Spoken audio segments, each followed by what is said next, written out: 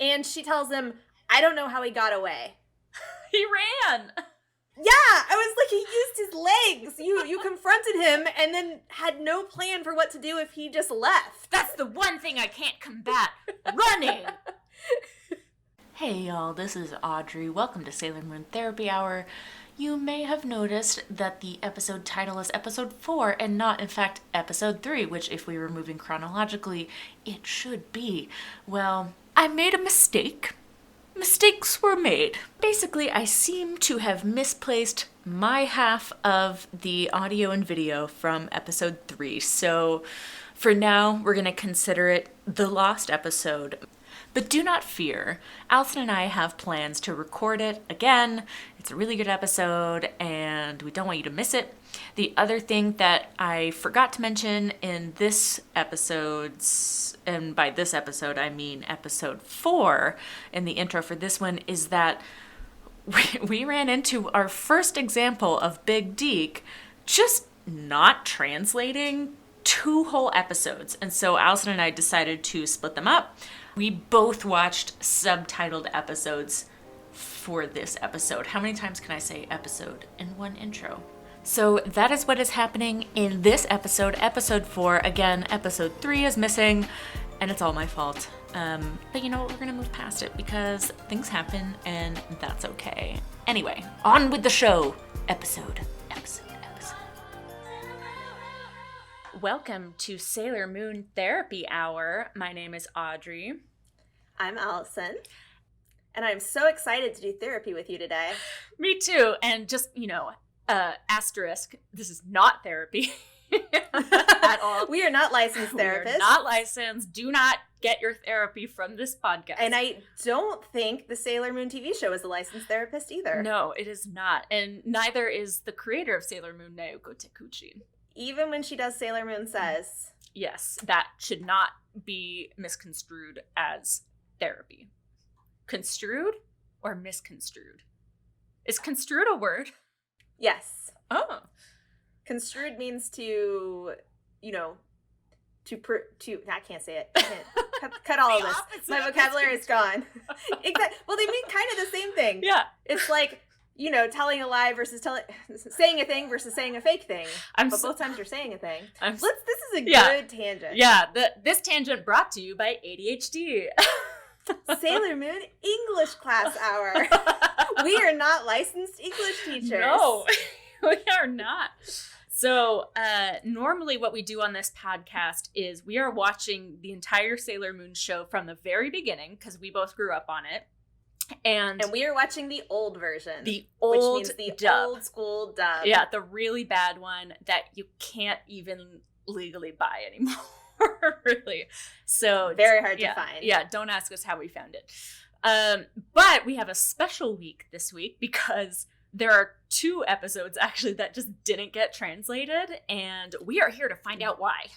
Yeah, why did Deke Entertainment, not to be confused with Dick Entertainment, decide that these episodes were not suitable for their children's programming that they were invested in? Yeah, and I don't know. I was pretty surprised on this one, so we'll get into it. So I watched an episode of the sub called something about Scent of a Monster. Do you want to look up that episode title for us? Yes. Let's see. Because I always love the episode titles. They're so intense. Sailor Moon Scent. I think it is just Scent of a Monster. Oh, Scent of a Monster. Chanela will steal your love. Ah. Yeah. Who's Chanela? Ooh, I will tell you. So, to give brief summary first. Yeah, and hold on. My dogs have decided to... Hey. Basically, this episode is about... What am I trying to say? I'm going to cut all of this. So, all right, take a moment, gather your thoughts. Let me. This is part of therapy. Breathe in, breathe out, connect to your body. Grounding. I feel the floor. Oh God. So this is about a haunted pet store. Well, it's not really haunted, but it's. Oh. Yeah, it is run. I know, right? You'd think it was about perfume. I thought so too. I assumed. But it sort of is, because the pet store is called Perfume, which is an interesting... Wasn't it Chanela's scent will, like, seduce you or something? Yeah, Chanela will steal your love. So Chanela is a type of pet that... Chanela's a pet? Yes. I thought she was going to be, like, a seductress. Yeah, that's what I thought, too. And she's not both. No. It is a made-up animal that literally nobody notices is made up.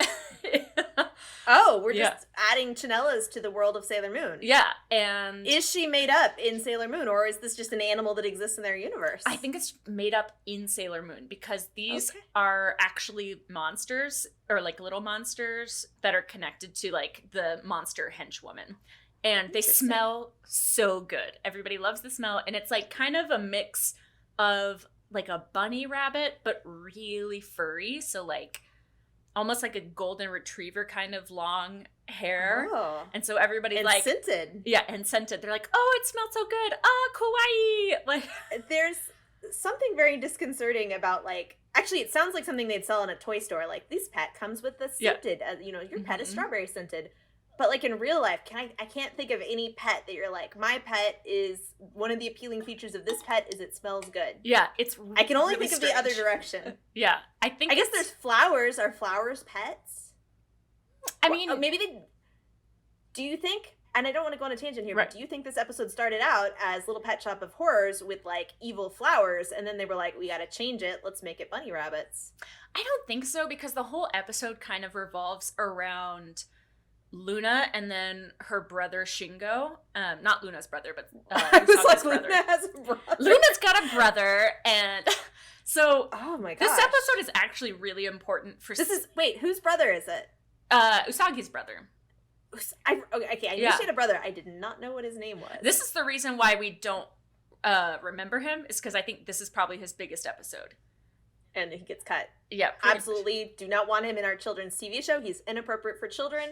Bunny rabbits are inappropriate for children. Good smells, inappropriate for children. Yeah, okay, it was moving on. Very strange. I'm kind of struggling to figure out why they didn't bother translating this one. So basically, that is the shtick for this episode, is like evil bunny rabbit things, and if you look into their eyes start glowing, and then you get like seduced by them, so like you're just obsessed with that pet, and all you want to do, like they literally are even like they'll bring them to school, all the students, and they hide them in their desk when the teacher comes in, but then they're like, oh, I can't take it anymore, I have to look at it, it's so cute, and so then everybody pulls their things out, and then they get really violent if you try to take it away from them. Is this a metaphor for cocaine? Maybe for Tamagotchis. They're very similar. Yeah. Cocaine, Tamagotchi, cocaine on your Tamagotchi. I don't know. And do you remember how if you didn't feed your cocaine regularly, it and it poops. Your little cocaine just poops. You have to clean it up. I almost bought a Tamagotchi a couple of weeks ago because they're at Target. Like, you can get one now. Nostalgic. I know. I really wanted Incredibly dumb. Yeah. So this episode is actually really important, I think, for Usagi's character growth. So obviously cut it out. Delete it. Exactly. How dare they? So that's who the bad guy is like the Furby thing, whatever. But this is the first time that she, on her own, starts to investigate. Like, she notices that something's wrong. Good for her. And there's a scene, like, when she first starts, you know, the battle or whatever, which we'll get into later. She's like, oh, usually this is about the time that Tuxedo Mask bails me out. And then Luna's like, no, you need to stop depending on other people. You need to do it yourself. And so she does. And he never shows up. Oh, my gosh. And I don't want to spoiler, but my episode, which I watched the one after, which also isn't translated, was also really good. I really loved Sailor Moon's character growth in it. And I just realized I didn't even notice no Tuxedo Mask, which makes 3 episodes in a row with no Tuxedo Mask. He didn't show up in the last one either. Growth arc. No, he wasn't. Remember, because we commented on it because it was the first time he hadn't shown up to save her, and she managed all by herself. Good for her. I'm excited. Yes, this is the very first time that she has her own agency with, like, investigating. That's really cool. So let me summarize the rest of it. So basically what happens is Shingo which is her brother, he's terrified of cats, and Luna was out late researching, I guess, looking for the Moon Princess, which put a pin in that because I was really confused. she's so tired from being out all night investigating things that she accidentally goes and falls asleep in his room instead of Usagi's room. And so Usagi is woken up. Easy mistake to make. So Usagi is woken up from a lovely dream where she's hugging Tuxedo Mask, and he's so cute, by Shingo screaming. And so she goes into the other room, and it's because he's terrified of cats. And I don't know if I should get into why, but I feel like we've seen him in the same room as cats, like as Luna before, but maybe not. Oh, I guess not, because I don't know if her family knows she has a pet cat now.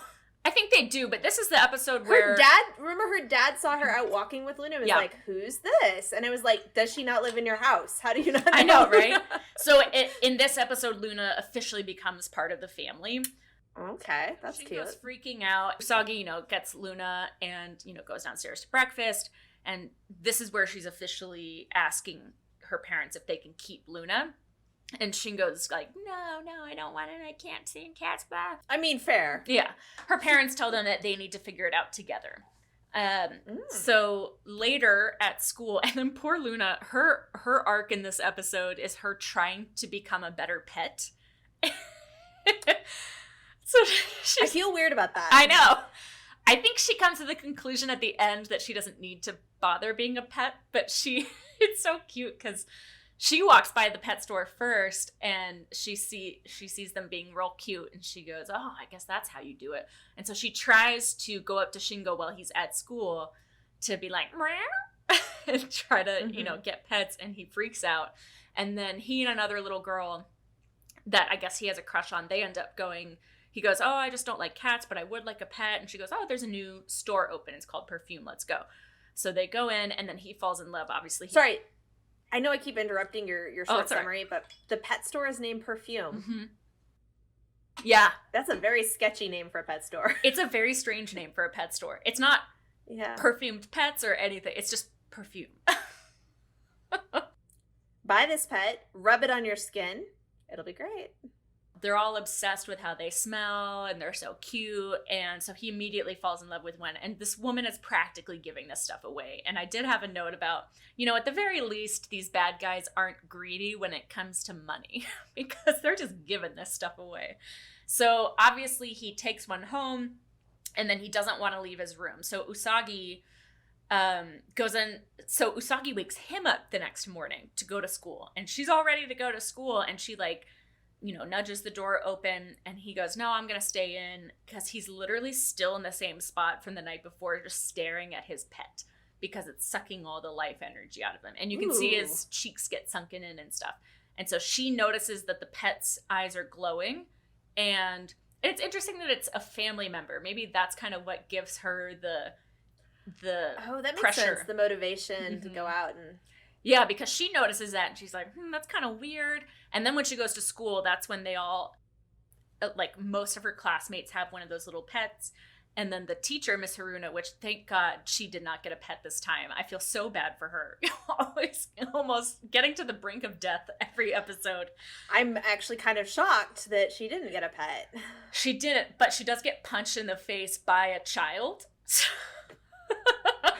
A child that's Serena's age, or a child that's Shingo's age? Oh, yeah. Nice. Because she tries to take the pet away, because all the schoolmates are freaking out because they try to hide their pets during class, but then they just can't wait, more than a minute between seeing their pet, I guess. And so then Miss Haruna is trying to take it away, and she just gets knocked the F out. And then all the kids who have pets leave. And so they're starting to get really violent about it. The other thing is, and I don't remember if this happened before or after, but Shingo kicks Luna because he goes, oh, I don't want your stupid cat. Yeah, I know. I was shocked. Inappropriate activity towards a cat. Usagi does some, now that she's got 2 basically strikes on these pets, she decides to go check it out for herself. And she's a little bit scared to go in, but then Darien shows up and makes fun of her so much that she forgets that she's scared and goes in. I honestly dig their vibe so much. Yeah. It's funny because a lot of times that type of we bicker and we like each other isn't my thing, but I don't know. I find them very entertaining. I love enemies to lovers stories. It's my favorite romance trope. Yeah. But sometimes it's like a crutch they'll lean on where they're like, we don't like each other, and that means we do like each other. And this one doesn't have that vibe. It feels more real to me. Yeah. Like, we just really enjoy bickering with each other. Like, they seem to be having fun when they bicker. Yeah. It's foreplay. But, you know, she's underage, so not yet. Corrections corner. I have a corrections corner. Ooh. I am stealing that term from another podcast. Yeah. Here's my corrections corner. I was like, how old is he? So I went to look it up. And what I found out is that it's actually pretty mysterious how old he is. He has his own apartment. And it doesn't agree between the manga and the anime. Oh. So in the manga, well, here's the thing. Part of the reason you think he's an adult is that he doesn't have parents and he lives alone in an apartment. But, like, that's just because he doesn't have parents and he lives alone as a child. It's very confusing. Maybe I can't explain that. Maybe we'll find out. But yeah, he's just a child that doesn't have parents. Whatever. And then in the manga, he's apparently maybe 16 when the story starts. 17 very shortly thereafter. So he's somewhere between 16 and 18. In the anime, he's definitely at least 17, probably closer to 18, maybe up to 19. And he's already just started college instead of just about to start college. I wonder why they did that. I don't know. Because it makes it creepy. Because it sounds like Naoko started it with a very reasonable age difference. A much more narrow age gap, a much more reasonable age gap. And he seems older. Yeah. I was looking too, and in the manga, his face doesn't look as old to me. And in the anime, his face looks older. Yeah. And he's so also tall. Living alone. He's in college. He's so tall. He's so mature. Yeah. Well, she's so child-coded. Yeah. Yeah. It's just weird, right? So anyways, my conclusion is the thing about cartoon characters is age isn't real. Who knows what they are? We just work with it. Yeah. Okay. So that was my tangent. I said he was in college, and I'm like, now I am like, I don't know. I don't know how old he is. He's a question. I don't know where he goes. I don't know who his parents are. Do you think he was born grown up? Like, just came straight from the moon and landed in that apartment? He's from Earth. He's not from the moon. Oh, is he like He's Sailor the king Earth? Of Earth? Oh. He's king of Earth. Oh. I mean, he may have been on the moon in the past because they're like reborn. Yeah. But he's originally the king of Earth, and she's the queen of the moon. Oh. I think. This is reaching way back into my childhood memories. But yeah, he's somehow tied to Earth and she's tied to the moon. And then originally they were on the moon and now they're going to start up Kingdom on Earth. I guess that makes sense. I don't know. Yeah. So, sorry, I didn't mean to completely tangent that, but... Brought to you by ADHD again. So where was I? She goes in, sees it. She falls in love with one of them because Luna comes in because Luna is also investigating it and she goes, don't look into its eyes, but it's too late. She already looks into its eyes. Ooh. And she takes it. And so she's just like carrying it in her hands, just staring at it as she's walking home. And you just see like all this. So Luna keeps trying to get her attention and be like, you need to get rid of that. And she threatens to kick Luna. And yeah, so you can tell that there's a major personality switch because they're so obsessed with these things. And then this little girl, it's such a random shot, but this little girl on a trike falls over and skins her knee and is crying. And Luna's looking from the little girl to Usagi because I guess normally Usagi would run over and help her. And she's just looking at her pet walking right by. And then nobody ends up helping the little girl. But yeah, because that's when she threatens to kick Luna. So Luna, I guess, just steals the pet out of her hands somehow. And then... So I think at this point we're doing like full details of the story. We're just going to like go piece by piece. Apparently I cannot do a quick summary. That's fine. That's fine. Just checking. I mean, I keep distracting you, which is part of what's happening Possibly. Here. Next time I have to do a quick summary, I'll write it beforehand because I think that'll be easier for me to get through than doing it off the cuff. And I'll try not to interrupt constantly with my my correction corners. We should start with correction corners before we go into summary. We may need to give it our own name because I did steal that from a very good podcast called My Favorite Murder. Oh yeah, I thought that sounded familiar. So.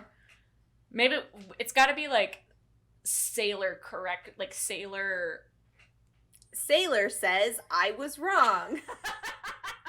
Okay, so to finish this up real quick, apparently just dropping the pet behind a bush is enough to break the spell.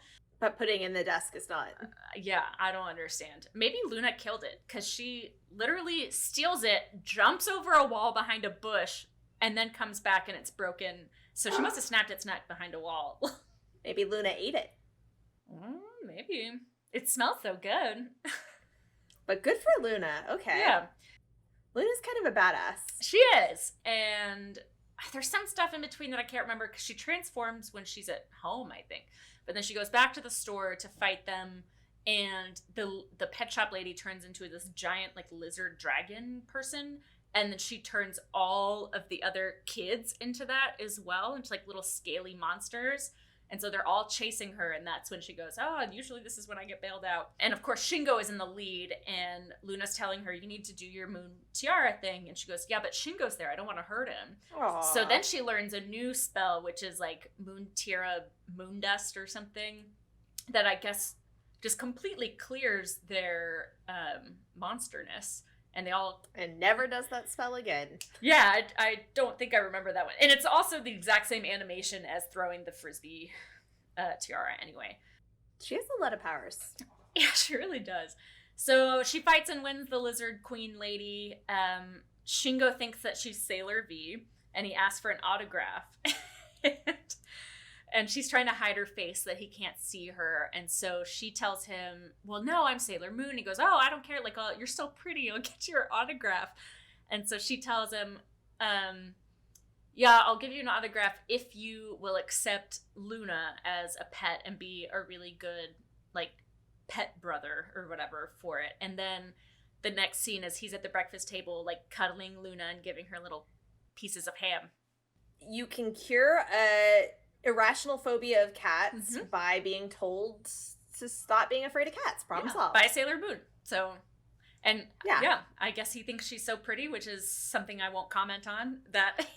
Oh, So that's the episode. And then Luna's officially part of the family at that point. That's cute. I like that we have an official reason she got adopted, because as I said, I'd kind of forgotten, but I think she's been sneaking in the window. She must have been. And no one has known she was living in the house. And that's why the dad had the thing where he's like, oh, look at who's this. And it's like, it's cute. Then now they're like, now she's part of the family. Okay, yeah, and the parents were real cute about it. They were like, oh, now we're a family of 5. You know, it was very cute. So since you mentioned Sailor V, I actually want to circle back because you said, let's put a pin in this. Yeah. You said that Luna was maybe doing research to figure out who the Moon Princess was. And this is very interesting to me because I remember we talked about this, was that as a kid, I don't remember this being in the anime, but it was in the manga, which was that they didn't know who the Moon Princess was. Like, Luna finds her and knows she's a sailor soldier, but doesn't know who the Moon Princess is. And there's this whole big misdirect that it's going to be Sailor V. And I don't remember that being in the anime, and maybe it's because they cut some of these episodes that would have set that up, which made it so much weirder when Sailor V showed up and she had all this weird backstory that was so irrelevant to everything, because it made sense that, oh yeah, this legendary hero who's already fighting crime and is already like looks a lot like you and you're modeling yourself after her, that she's going to be the Moon Princess. And so it's a good misdirect. Whereas in the way I remember the anime being, it was like she just showed up and she had this weird backstory, but it didn't really mean anything. And you're like, what was that? It was very strange. And I wonder if they just I'll bet that there are just several episodes that are completely cut. Kind of like this. And I had another thought. What was I going to say about the Moon Princess? So for some reason, I thought that Luna had said she was the Moon Princess, but now that makes sense that she knows she's like a sailor senshi, but... Well, and it's possible she did say it in the dub at some point. Yeah. That they just put that in. Because didn't the dub start by saying, you're the Moon Princess or whatever? Like, they had that whole backstory? Yeah, because they tell you you already know. So I think they'd already told us that she was the Moon Princess, but I don't remember. The other thing is, like, I don't know, Captain Obvious, if there's a Sailor Scout for the moon, don't you think chances are she's the Moon Princess? Well, that's why it's Sailor V and not Sailor Venus, because she could be the Moon Princess and you're just Sailor Moon. But she's Sailor V because she's Venus. Yeah, but I don't know when they find out she's Venus. Although maybe they do know that immediately. Yeah. I don't know. It's weird. It's weird. And it doesn't help when you delete episodes that provide context. No, it doesn't. So one comment, the very first comment I wrote down was like, I looked ahead at some of the episodes and it looks like we actually do get to meet Sailor Mercury soon. So this is actually one of my theories too, because so we have this current episode we're on, we have the episode I did, and then there's some weird, very strange episode, and then we have Sailor Mercury, and then right after that we have Sailor Mars, and they're the only ones that are in the Japanese like intro animation, because I think they're the only ones for a while. Yeah. Those first three. Now this is what I find really interesting, because my brother was pointing out, I love my brothers keep telling me things about Sailor Moon, it's great. Maybe they should have a Sailor Moon podcast. I know, right? That in the new Sailor Moon Crystal, he was like, I think they just jumped straight into those guys. And it's true. They do like Sailor Moon first episode, Mercury second episode, Mars third episode. Like they skip all of this setup. They're like, we're going. Is this the new one? Yeah, the Sailor Moon Crystal. Wait, but I thought that they all were already a team, because that's the something circus, right? Like the Dark Circus or whatever. Sailor Moon Crystal is just a reboot of the series. Oh. Wait, they redid it? Yeah, they rebooted the series recently. Oh my god. It was supposed to have art more similar to the manga, but I found it wasn't my favorite. It was kind of unexpressive and under-emoting. Oh. And so I found it kind of very pretty, but kind of low energy. Okay. That was my opinion. But I only watched like 2 episodes, so if anyone out there has a different opinion, it's not a very informed opinion. Mine isn't. Yours is probably more informed. I know I'm watching later this weekend. Yeah, so you'll have to, or we could save it and do it as a little like mini episode. Yeah. So I thought it was interesting that they jumped straight into that, and the reason I'm bringing that up is that one of my theories is that maybe part of why they're cutting these episodes that seem kind of harmless is they're just trying to get ahead to the Sailor Senshi in the same way that they put them all into the intro in the American version. Like they just don't trust kids to be interested if you don't get the fire shooting princesses onto the screen as soon as possible. How soon did it happen in the manga?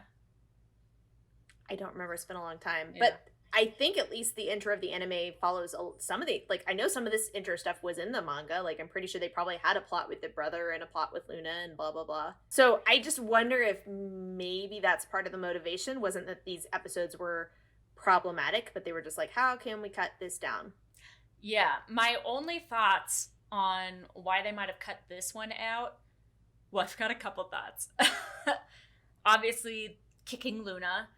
Punching a teacher. Kicking Luna.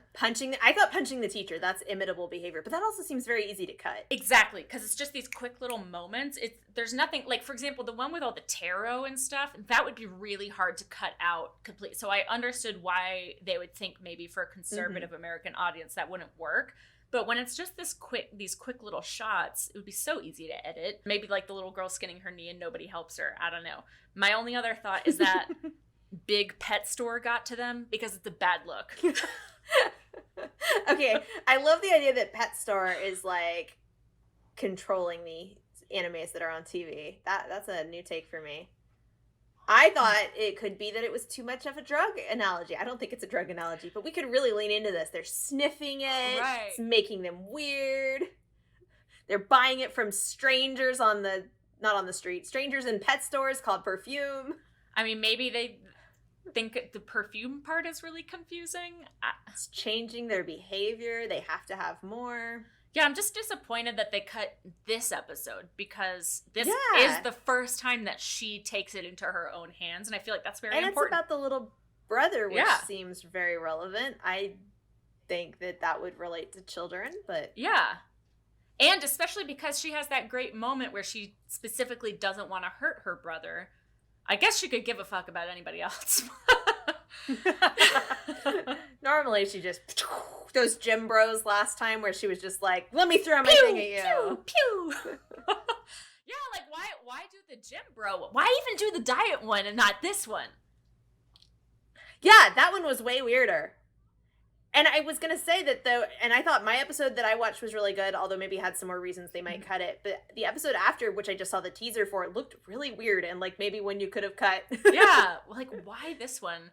Oh. Here's another one. This is why she went home. So when the spell breaks, Usagi runs home to steal Shingo's pet out of his hands, and she just straight up slaps him across the face to take it. Okay. Yeah, and then he runs away with the pet, and so she figures out he's at the store, and that's when she transforms. The only other thing that I thought was kind of funny was like the monster lady had this giant, like, dragon lizard tail, and a very conveniently flashing spot at the base of her tail literally was flashing. And Luna goes, "Is that what you aim for?" Luna goes, "Her weak spot is at the base of her tail." Is this a video game? I know, it's like flashing. So convenient. I wish all bad guys had a flashing weak spot. On their base of their tail, which is also kind of a weird spot I wouldn't think to aim for if it wasn't flashing. Yeah, I don't know. What did the bad guy look like? Did it look like a giant bunny? No, she was like a scaly dragon monster with boobs. Ooh, yeah. With boobs, of Yeah, course. of course. Yeah, I mean, you have to. Interesting. Dragon monsters have boobs, right? How will you know if they're female? I don't really have any other notes that I have not been covered yet. Besides, this was an important episode for character growth, and I'm sad that they didn't translate it. Yeah, and I think when we knew these weren't translated, we thought that we'd be seeing something. We're like, oh, there was something shady, something, and you're like, I mean, it seems like just a good episode. Yeah. Maybe they don't like little girls having agency. I don't know. Another one for Big Pet Store.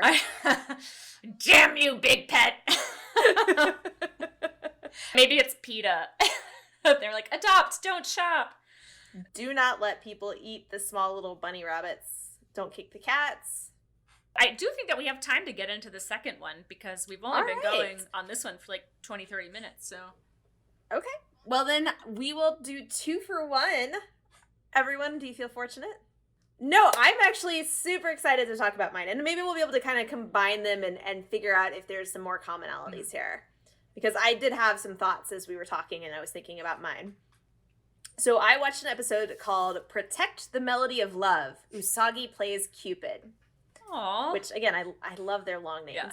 Yeah. And first of all, I really liked this episode. I thought it was super, like, good character growth, good arc, amazing art, some weird stuff in it, but, you know, I enjoyed it. I was like, this was a fun episode. So let me try to summarize it briefly. It is an episode where the bad guys are using evil music to drain people's energy, but it actually goes on this whole tangent because the evil tape gets taken by the wrong dude and they're chasing this dude around and trying to get it back. And so there's this whole arc with this guy who's a musician and he likes this lady who works as like an agent at the company, and they're kind of caught up in this, and he's talking to Sailor Moon and she's like, oh, neat, the grown-up world, grown-up, you know, romance, and she wants to help them get together and save the guy from the monster. And of course they do manage to defeat the monster and get the 2 grown-ups together, and it's very cute. That's a great summary. Thank you. So that's the premise of this episode. And I would like to say that they did start the episode with, you know, in the Japanese version, it always starts with some little like Sailor Moon talking. And she's talking about this setup where she's like, an evil monster is trying to destroy grown-ups' dream of finding love. Or the grown-up dream of finding love. The way she said it was very unnerving to me. I don't like the way she kept talking about grown-ups. But then she goes, I bet that Bach, the father of music, would be really mad. Is he the father of music? Oh. I don't know. Is he? I had 2 questions. 1, is he the father of music? And 2, would he be really mad? Did they have a preference for Bach over like Mozart or Beethoven or? I don't know. It stood out to me. I wonder if that's just a turn of phrase in Japan. Oh, maybe. So my notes for the episode, we start with Queen Beryl down in the bad guys, and I felt like they spent longer down there. Normally we see that same set of images with the crystal ball, and it's just kind of like a little just reminding you she's there. This one I felt like we had a little bit of development. And the funniest part, she's listening to the evil music, and it's on a little cassette tape. Oh my god. And she has put the cassette tape, it's inside of her crystal ball. The crystal ball is playing the cassette tape from inside. And so she's listening to the cassette tape on crystal ball, which is how evil people listen to it. And they're like, yes, so this is music. And they have some flowers that are being wilted by the music to show that it's evil. But the flowers are in an evil vase with like spikes on it because they're evil people. Right. But it does nothing to her. It does nothing to her. It does nothing to any of the bad guys.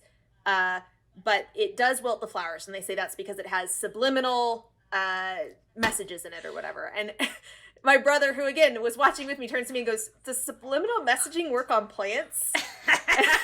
And I don't know. But do you remember Josie and the Pussycats, where that was the bad guy? They were doing subliminal messages in the live action movie. Yeah, and I have a very clear memory of you being obsessed with this one line, and it makes me laugh every time. What line was it? It's like towards the end, and one of the little like side characters misunderstands some interaction. She goes, "Oh, you slept with him." I don't remember the rest of the context, but and yet it does sound like something I would get obsessed with. Like you kept saying it, and then I would say it. It's so funny. I get turns of phrase stuck in my head, and then I just start saying them. And they're always the turns of phrase that when you don't have the context for why I'm saying it, it's very alarming. Yeah. Well, it's just like also her delivery as well. You slept with him. So we've discovered that, this is and so then she pulls the tape with magic out of the crystal ball, gives it back to Jadeite. She's like, "This is going to be great. Go for it." And Jadeite gives it to like a red-haired evil monster lady to go deal with. Mm-hmm. And then we cut to Molly and Usagi, Serena, in their bedroom, I guess Molly's bedroom, listening to music. And I'd like to point out they're listening to music on a CD player, which one reminded me that it was the 90s and it was like, ooh, CDs are the cool thing. And two, tells me that the bad guys are behind the times. Yes, they are outdated. Outdated technology. So I thought that was really funny. And they're listening to jazz music. What? And Serena's like, "Wow, you're so mature." And Molly's like, "Yeah, I just love jazz music." And then also they're talking about the artist whose name is Yusuke Amade, and that they think he's very interesting. And that's going to come up because he's going to be the guy. Oh, okay.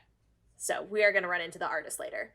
So smash cut to a sad man in the rain, holding sad flowers, wearing sunglasses in the rain. What? And he's like... He's so cool. He wears sunglasses not only at night, in the rain. It was very strange to me. And he's looking at a building and he's like, "This is the day I tell her." Because he's clearly in love and tragically in love, but shy to tell her. But we go to the building, in the building where his love interest is, and I can't remember her name. I wrote it down somewhere.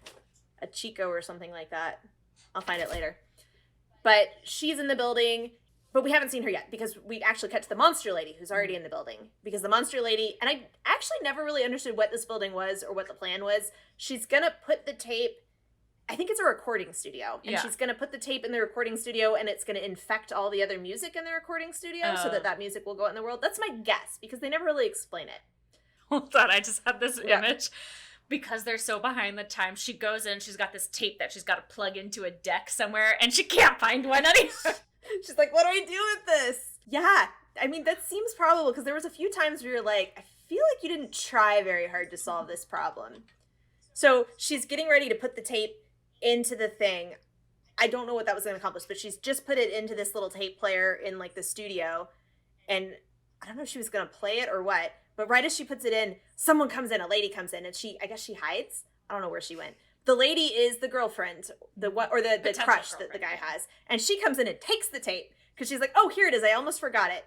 It's the wrong tape." But she thinks it's something she needs. So she goes walking off with it. And the evil monster lady who's still there is like, "I'm going to murder her." And she does terrifying evil hand. Like her fingers get really long and her nails grow like a foot. And she's like, "Ah." And this episode had amazing imagery. They did some really cool artistic shots and colors, which is part of why I'm so sad they didn't translate it, because it was really gorgeous episode. Like, they often do some interesting shots, but this one, whoever was doing the art direction, really good. I forgot to tell you, this monster lady is associated with bats. They never explain why. I don't know you know what the connection is? I just realized this. It's sonar, because she uses noise as a weapon. Oh. I just realized that. But I don't understand the connection between the last lizard lady and perfumed pets. Well, that one was that dragons hoard good-smelling objects. I don't know. Lizards smell really good. Yeah. Sailor says. Lizards, mesmer. Wait, no, dragons don't do hypnosis. Medusa kind of thing? Yeah, like hypnotism. Anyway. So she arrived, by the way, when she arrived in the music studio, she arrived via bat teleportation. Ooh, useful. By which I mean, like, a swarm of bats, and then there she was. That's pretty cool, like vampires. Maybe she's a vampire. Yeah. So she does the crazy evil lady hand. She's about to kill this girl, but then another dude walks in. And so they get away because I guess you can't kill 2 humans. You can only kill 1 human. That's a very strange. The first of many examples of, I don't think this monster lady is very competent at her job. Yeah. Because she's going to spend basically the rest of the episode chasing this tape around while it is in the possession of a human that she for some reason cannot get it away from. So the woman's name is Akiko. Okay. So she meets the guy who is, I guess, a musician that works for their studio, but he has a crush on her and she seems to like him fine. She's like, oh, hey, I brought you your demo tape that you needed back. And he's like, it's your birthday. And he's clearly trying to like get ready to give her the flowers and say something, but they get interrupted. Someone's like, oh, we got a problem. It's a work problem. So she has to go back to her job. And she's like, oh, don't forget to think of a really good title for your song as she's leaving. And he's standing there and he's like, oh, if you were paying attention, I'd already come up with the title for the song. And literally written on the tape is A Waltz for Akiko. Oh. And she just... And I was like, oh, honey.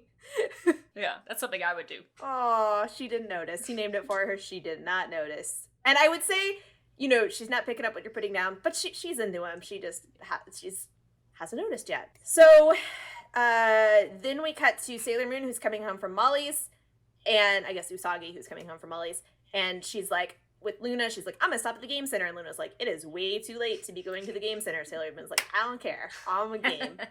And there's this scared man running down the street. It's the dude, and he's clearly terrified of something. He's running. He wham slams into her, knocks her over. They had a kind of uncomfortable scroll up of her like on the ground that made me feel weird. Was like the skirt covering one from that one episode a couple. Yeah, like they didn't really do anything obviously sexual about it, but it still felt kind of weirdly sexualized in a way I couldn't explain. Yeah. Usagi goes from like, what just happened, to like standing over the man screaming. I'm like, excuse you, what are you doing? It was kind of funny. And the man's like, please don't kill me. And he's not like being dramatic. He's terrified. He's still freaking out. He's terrified. Is this the musician or is this a different? It turns out to be the musician. Okay. And we know as the audience that he's just been given the evil tape. So it's like, did he listen to the tape or is something happening? Wait, hold on. Why was he given the tape? Why did it... So Akiko... Oh, yeah. So remember, the evil lady was going to put the tape in the recording studio, but the other lady showed up and was like, oh, this is my tape, and took it. And the evil lady couldn't get it back for some reason. And the other lady went and goes, here's that demo I meant to get you that's your tape. But it's not his tape. It's the evil lady's tape. Okay. But she did put it in a box that says, A Waltz for Akiko. Oh my god. So it's running around. There were a few points, too, when I think there might have been 2 tapes, and I really lost track of which tape was which. So there's some weirdness there. As I said, they also weren't real clear on what the plan was with the tape. Yeah. But there's a tape. So then we cut to the man talking to Usagi. She has an umbrella and he doesn't, so they're walking together, which took me a while to realize why, because otherwise I was like, why are you just walking with this strange man? Yeah. Like a grown-up man. It was, you're 14, he's a grown-up, he's a stranger, something strange is happening here. He's told her, someone's after me. There's a monster after me. And of course it's going to be the evil lady who's trying to get the tape back, but is just really bad at her job because... This should have been easy. If she can teleport by bat. Yeah. And he literally flashes back to how he figured out the monster was after him, which is like he's walking out of the whatever with his tape, walking around thinking about his girl. The monster lady like attacks him in an alley with, again, amazing imagery, like all these cool artistic shots and colors. And it was really cool. A swarm of bats that like, and then they cut to like the shadow of the lady and the bats come in and she turns into a giant shadow bat. It was really cool. But he runs off. So he's like, oh my gosh, and he runs off. He mentions, I'm working a gig at the jazz club, I gotta go to that. And Sailor Moon goes, jazz? And then he's like, and I'm so sorry about your, clothes, here's some money. I want to cover your dry cleaning, here's my card so you can call me and get the dry cleaning covered, which sort of works, although again, it's this adult man giving this person his number, but whatever. But on his card, it says the jazz musician's name. And she's like, oh my God, it's him. She decides something weird's going on. She's going to go look into it. Kind of worried about the monster thing. Luna's kind of worried about the monster thing. And she's also just really interested in this guy and this girl he likes. She goes to look into it. And actually it was pretty cute because she's decided, like, I need to help this guy with his romance and this monster and stuff. And Sailor Moon, the whole episode, is really invested in the love story. She's going to help this dude because he seems really nice and he has a girl he likes. And also she's really invested in, like, I kind of want to see what the grown-up world is like. Yeah. And then Luna's really invested in, like, do you think this monster's evil? What I liked about this episode is that it's another one where she has a lot of agency. Like, she decides she wants to do this. She does the investigation. She solves the problem. And at some point when they're going off and she's like, I'm going to go do this thing. And Luna's like, Luna's been like, it's really dangerous. And she's like, it's also really cool. And she goes off and Luna's like, sometimes I wonder if that girl really gets it. But, like, the whole episode is like, I mean, Sailor Moon solves the problem. Yeah. She's just approaching it from a different angle. And what she'll say several times is, I fight for, because at some point he's like, why are you helping me? And she's like, well, I'm the soldier of love and justice. Exactly. I'm the defender of love and justice. And she is. She's the defender of love and justice. And so she's really into this romance arc and she's going to help them out. So they go to the jazz club. She can't get in because she's a kid, but she does her disguise pin and turns into a sexy musician. Yeah, she says, turn me into a hot musician. She's now wearing, like, a crop top, and, like, she has green hair. Ooh, I'm gonna have to watch this. Right? It was pretty cool. But Luna can't get in because she's a cat, so Luna pretends to be a neck ornament. Why doesn't the disguise pen work on Luna, too? She's a cat. No, I don't know. Good question, though, because Luna, isn't it? I mean, they called it the Luna pin in one of them. Luna's technically a human or something. Tough luck, Luna. You're going to be a drapey neck ornament. So Luna's playing dead in the club, hung on Serena's shoulder. We cut again to the bad guys, and it's the lady, and she's talking to Jadeite in the underworld, but she's talking to him like, she appears to be, like, in a junkyard looking at a pile of broken TVs, and all the TVs are lit up with Jadeite. Huh. And it was very cool imagery, but I do not know what that meant. Like, what's happening here? I think somebody just thought that was a cool look. Right? And she tells him, I don't know how he got away. He ran. Yeah, I was like, he used his legs. You confronted him and then had no plan for what to do if he just left. That's the one thing I can't combat. Running. I thought he'd just stand there while I killed him. I don't know what happens. She's real not good at her job. Again, in the jazz club, we got the guy playing piano. We got Sailor Moon and neck ornament Luna hanging out. The waiter comes over and is like, what do you want to drink? And she's like, I'll take a cream soda. And he's like, we don't sell that. And she's like, okay, I don't need anything then. And he's like, and then he just leaves. It was really cute. She, like, falls asleep at the table and they wake up and the piano guy are gone. And she's like, oh shoot. So they got to go chase him.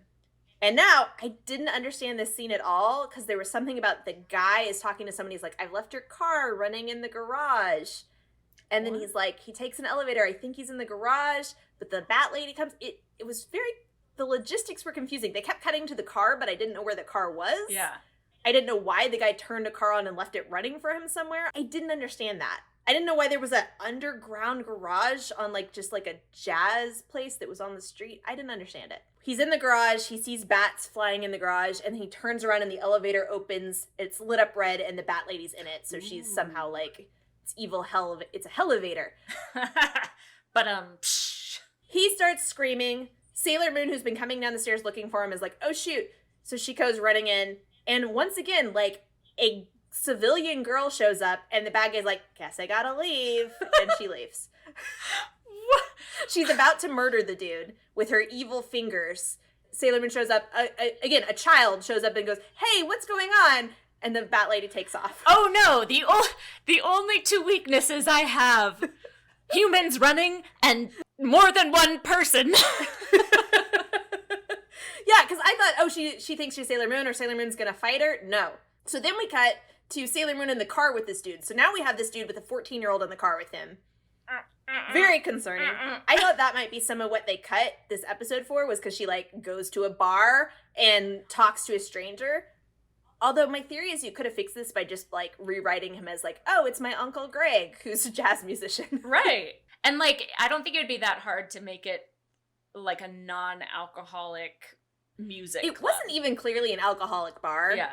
I mean, they had to do disguise to get in, so I guess that implies something. In Buffy, they've got what's that place called, where it's basically a bar, but they say it's a coffee shop, and they've even got concerts and everything. It looked more like a fancy restaurant, because it, like the diner, kind of like where they got the little tables and the guy on the stage. Maybe they were concerned about all this weird stuff with the adult love story and the child.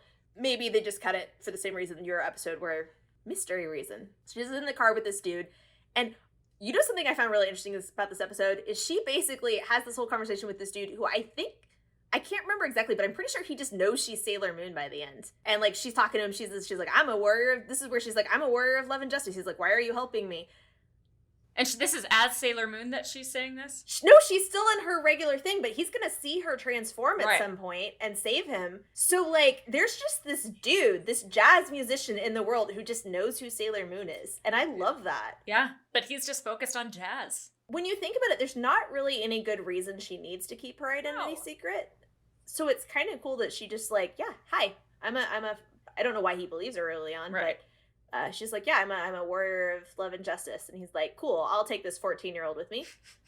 I mean, I guess there's a monster now, so they go to the recording studio. I think at this point they figured out something's going on. And I think the lady did actually get the tape away from the guy. Oh, okay.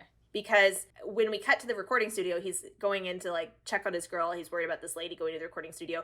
There's already bats in the room and everyone's asleep because I guess the bats can put people to sleep, but she still can't deal with random people, so I don't understand her power set. Yeah, that makes no sense. Everyone's asleep, including his girlfriend. The evil lady's there. Luna is, at multiple points in this episode, a badass and just, like, charges in and deals with things. So in this case, she jumps the lady and gets the tape away. Yes! We love it. It's really good. And then there's, like, a start of a fight scene, but then Usagi transforms, start of a fight scene. Again, I don't know how she knew, but she grabs the one lady and takes her hostage. And she's like, with her creepy nails, she's like, I'm gonna murder this girl if you don't give me the tape back. Because she's lost the tape again. Wow. That's like 3 times. She's really bad at her job. I didn't understand this next part, but Usagi, like, I think tossed her the tape. The man ran for the lady.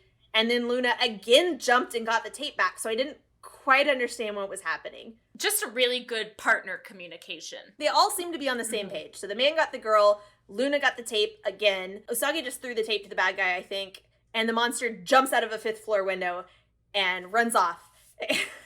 And Luna's like, quick, go after her. And they're looking at the window and I'm like, is she gonna fly? Is she gonna jump? Can Sailor Moon do this? The answer is they're not gonna explain to us because they're just gonna cut to Sailor Moon. The bad guys run away and then Sailor Moon's in front of her like a freaking cartoon character. They're just outside on some sort of stage and Sailor Moon has gotten in front of her. And now they're gonna have their fight. This is another fight scene where nobody shows up to save Sailor Moon, and Sailor Moon instigated this fight and tracked down this bad guy herself, and she solves it so cleverly. It was really cool. So the bad guy starts using these waves of sound to fight her, and Luna calls them ultrasonic waves, and Sailor Moon goes, what?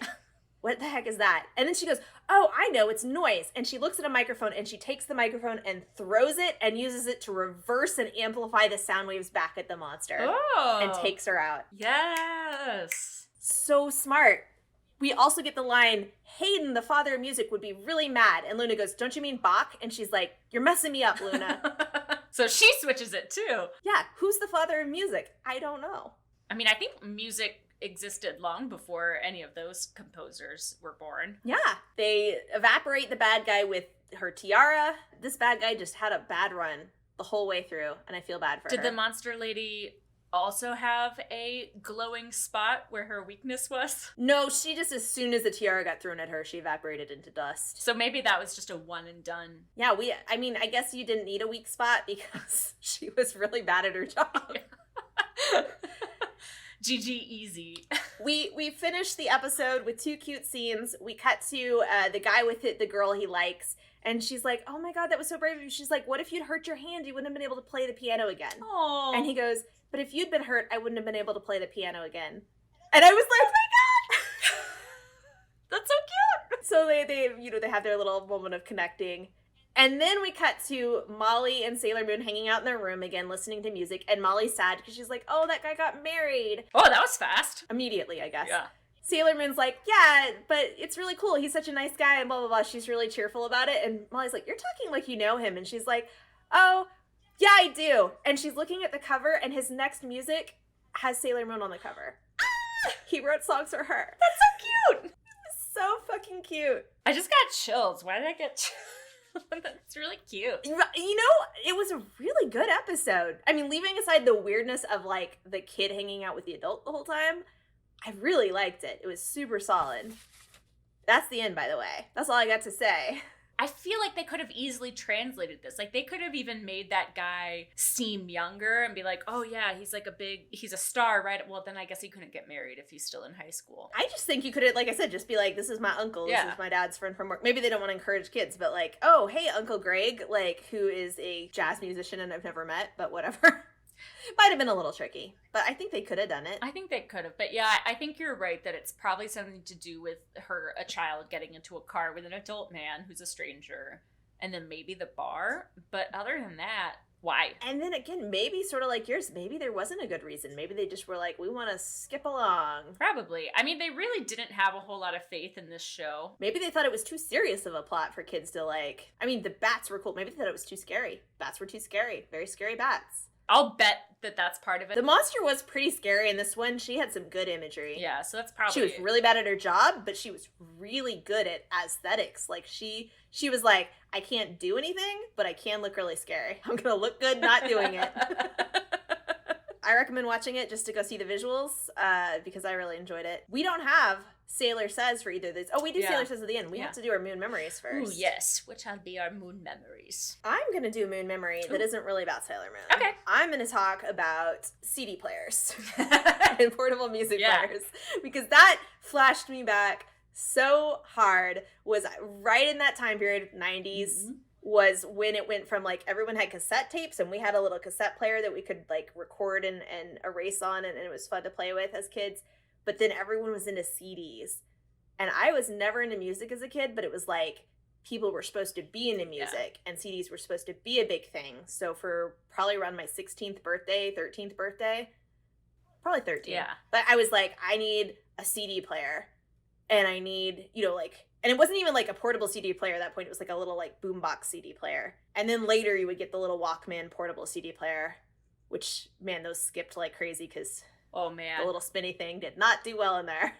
And the reason I remember, because I was like, I want some CDs. I want the CD player. And my parents were like, what kind of music do you want? I'm like, I don't fucking know what music is. I don't know. And my friend who had a CD player had played I want to say the Alanis Morissette CD for me. And so I was like, I need that one. And I also got the Cardigans. And I got one other one that was a guy band that I can't think of the name of. And those were my first 3 CDs.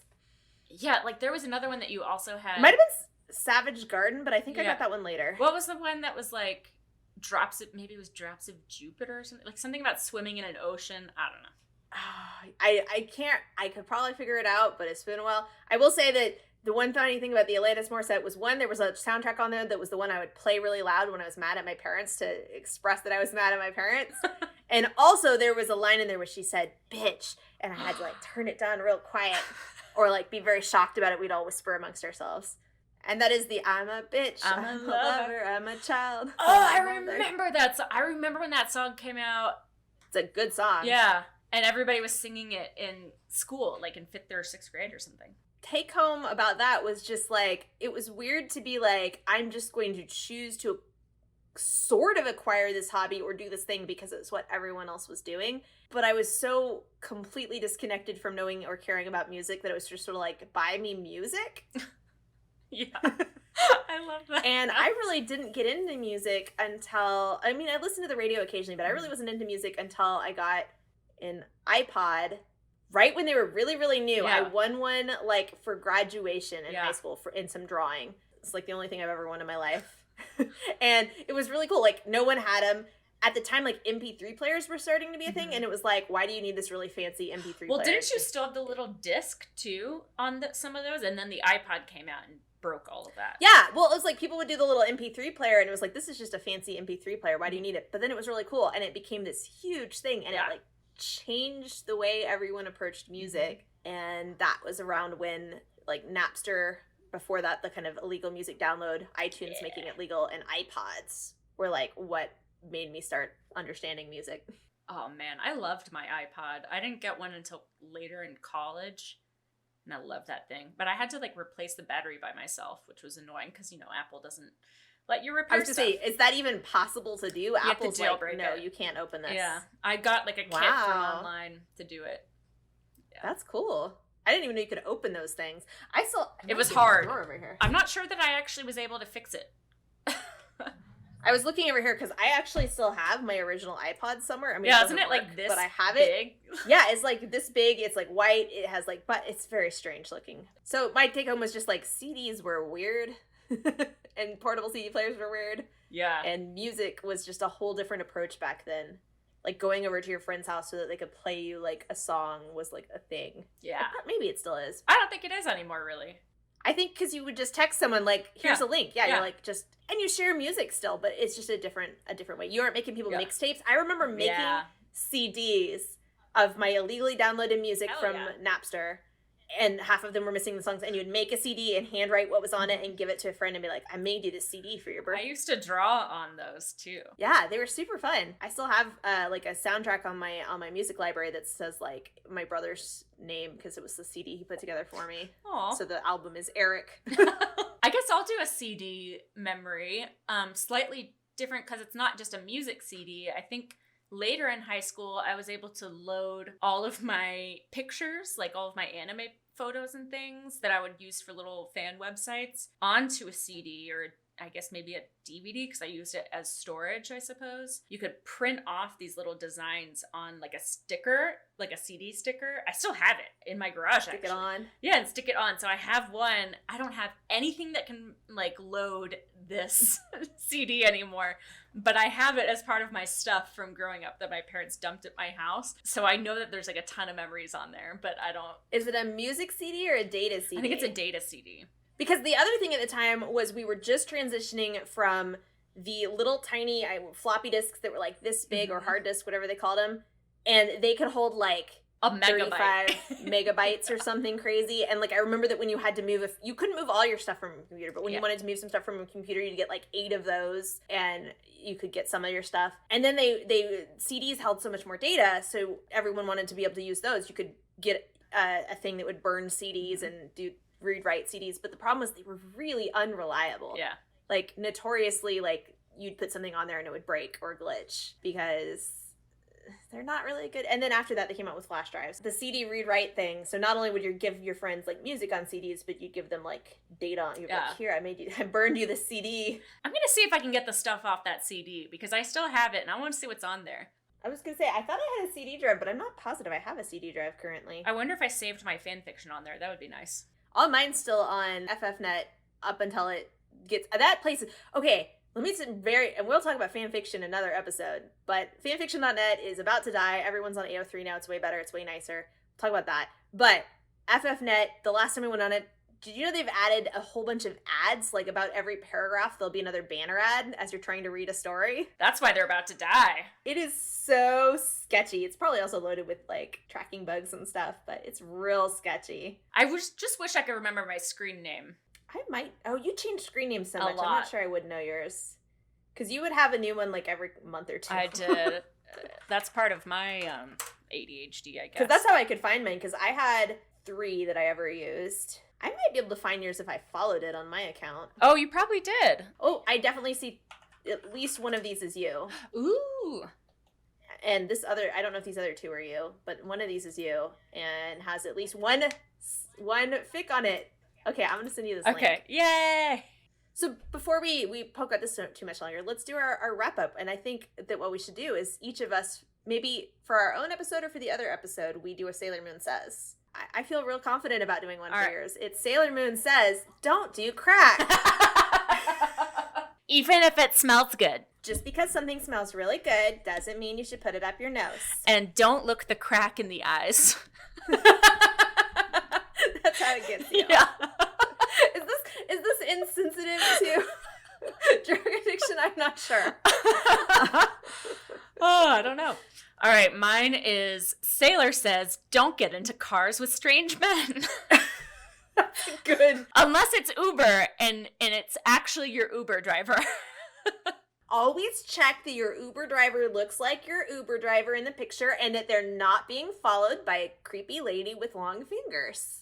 And if you need a tape from someone, don't be afraid to kill more than one person to get your job done. That's the real tragedy here, is the unlocked or the locked potential of this monster. You know, she really just didn't rise to the occasion. I mean, maybe just go into modeling if you have, like, cool bat effects. Yeah. And don't go into murder because you don't seem to want to do it. Or filmmaking, like special effects. I mean, she's got bats on lock, so... Options. You have options, lady. Well, not anymore, because she's dead. Well, you had options, lady. Yeah. Then she got dusted. It's just sad that she didn't know that those options were available to her. I think that this underground cult seems to really treat its people as expendable. Yeah, there's something to be said about that. Jedi is the worst general ever because he never follows his people into battle. He's always... He does. He just doesn't do the battle. Well, you know what? He's only done it once. He did do a fight once. One time. Yeah. And then he did the time where he normally just bails and leaves the other people to die. The only time he's joined in the fight was the radio show one. And that was amazing because he kicked ass. Also, that lady was so on top of things. I think she had him thinking she was his boss. Like, I really think she, like, confused him into just going, because, yeah, you're right, that's the only time he helped out. And it was because she was a badass. Do you think that he's just scared now of a little girl? And that's why? I think he's just realized that that's not his job description. He just delegates. That's management, right? Is delegating. Yeah. He's a good manager, I guess, aside from making some questionable hires. So they've been almost about to get enough energy for like 7 episodes now. Do you think they ever will get enough energy? Like, do they lose energy if they don't get it all at once, or what? Because remember that time when they were like, we're going to drain the rest of this teacher's energy, we'll drain her to death and we'll have enough? And then they didn't get to drain her to death, and now they've had like 3 more episodes of draining energy. They must lose it. Is that teacher secretly super powerful? Ooh. I think the power of her sad loneliness and desire for love is probably what would have made that work for her. I think Mrs. H might be like a lost, like, planetary deity that we just never learn about. Yeah. Maybe we're all lost planetary deities. Yes! Let's put that on a shirt. Yeah. Which lost planetary deity are you? That's the BuzzFeed quiz. Well, I guess we should sign off on this one. Next week, join us for episode 7/episode 4. So You Want to Be a Superstar. Or, in the Japanese version, Usagi learns her lesson. Becoming a star is hard work. Aww. All right, guys, we'll see you guys next week. Yes. Have a nice time, and we'll be back for therapy. Yay! All right, bye.